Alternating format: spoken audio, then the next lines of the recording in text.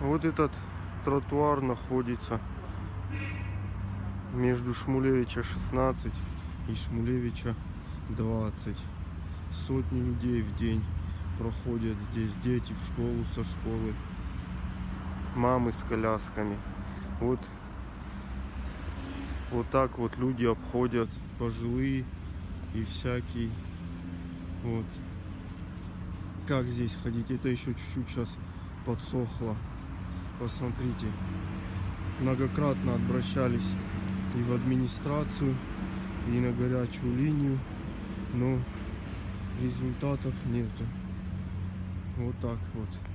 Как здесь ходить, никто не знает.